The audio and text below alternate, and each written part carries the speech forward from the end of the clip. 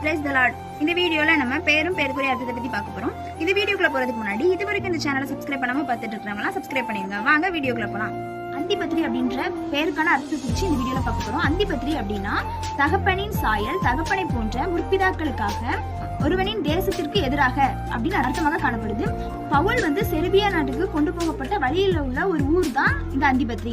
இது அப்போஸ்தலர் 23:31 அந்திபத்ரி அப்படின்ற பெயர் வருது. யோப்பாவுக்கும் செசரியாவுக்கும் இடையில இருந்து பெரிய ஏரோதால கட்டப்பட்டு இந்த இடத்துக்கு தன்னுடைய தகப்பனான அந்திபத்தர் பேரால அந்திபத்ரி அப்படின்னு இந்த ஊர் அழைக்கப்பட்டுச்சு. இப்போது அந்த ஊர் கெபர் சாபா அப்படின்னு அழைக்கப்படுது. அப்படி சிலரால அழைக்கப்பட்டாலும் அது ஒரு வறண்ட நிலம் அப்படின்னு சொல்லப்படுது. இதே போல பல தகவல்களை தெரிஞ்சுக்கிறதுக்கு நம்ம சேனலை தொடர்ந்து பாருங்க. இந்த வீடியோ உங்களுக்கு பிடிச்சிருந்துச்சுன்னா லைக் பண்ணுங்க, ஷேர் பண்ணுங்க, கமெண்ட் பண்ணுங்க. மறக்காம நம்ம பெத்தேல் ஜிஎன்எம் சர்ச் சேனலை சப்ஸ்கிரைப் பண்ணுங்க. ஒரு நிமிஷம் சப்ஸ்கிரைப் மட்டும் பண்ணா போதாது, அதுக்கு பக்கத்துல உள்ள பெல் ஐக்கானையும் கிளிக் பண்ணிக்கோங்க. God bless you all.